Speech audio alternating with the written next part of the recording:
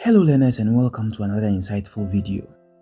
In this video, we shall be discussing a summary and a detailed analysis of The Weaver Bird by Kofi Awonoor.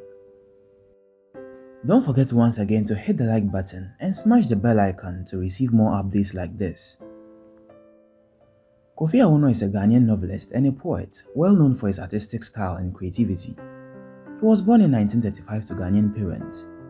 After graduating from the University of Ghana in 1960, he continued his education overseas and then returned to Ghana as a lecturer in the University of Cape Coast in 1975. Awonoor was arrested and imprisoned without trial during this period for his suspected involvement in a coup, an experience in prison which inspired the writing of his book, The House by the Sea, in 1978. Kofi Awonoor shifted some focus towards politics after his release from prison and served as Ghana's ambassador to Cuba, Brazil, and the United Nations. He died on 21 September 2013 at the Westgate Shopping Mall in Kenya. He was due to participate in the Story Mojahi Festival, an event for the celebration of literature. Kofi Awonoor has published several novels and poems. Some of his most popular poems include The Sea Eats the Land at Home, The Cathedral, The Anvil and the Hammer, and The Weaver Bird. Across most of his works, he employs literary and political criticism, and The Weaver Bird is no exception. The background to the poem is similar to what happened in Africa many years ago during the period of slavery and colonization. The white people came to Africa to preach the gospel and spread messages of love, peace, and salvation to Africans. These messages were well received by Africans. However, these Europeans had concealed motives and were not necessarily in Africa for trade and evangelism.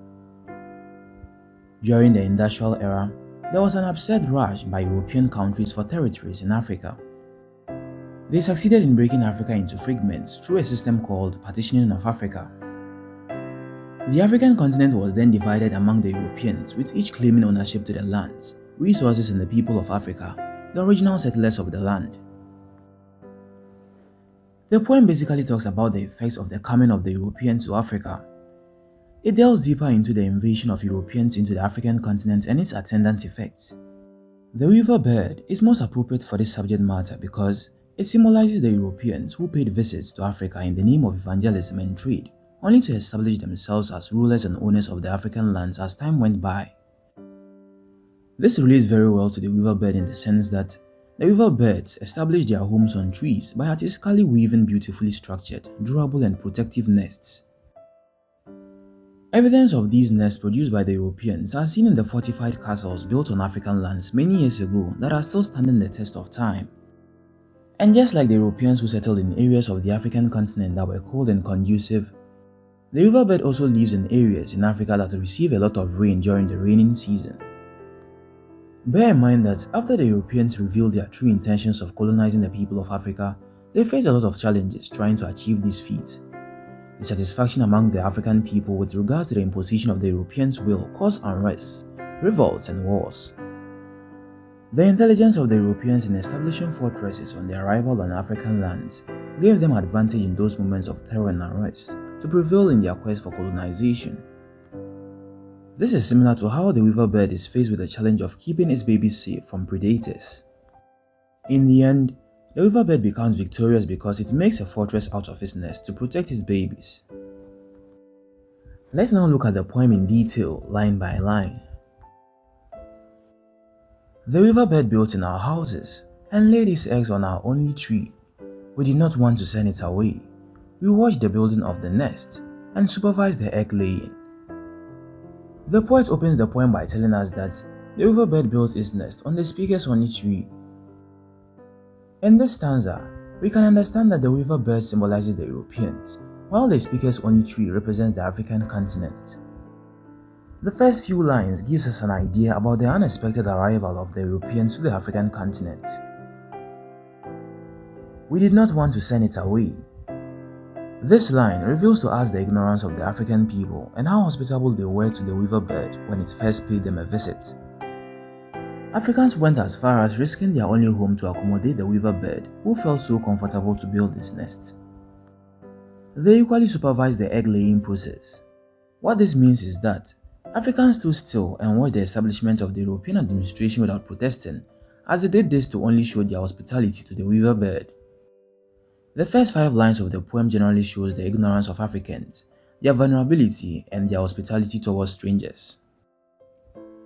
And the weaver returned in the guise of the owner, preaching salvation to us that own the house. They say it came from the west, where the storms at sea had felled the gulls, and the fishes dried their nets by lantern light. Its sermon is a divination of ourselves, and new horizons limits as its nest. After the weaver bird felt comfortable, it started claiming ownership of the African lands. The first line of this stanza reminds us of the period in which the Europeans in their various expeditions and explorations were in search for precious resources.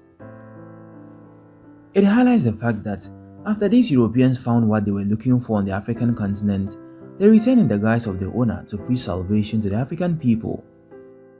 What this means is that the Europeans used religion as a tool to cripple the African mind, enslave them as a people, and take ownership of their lands and resources.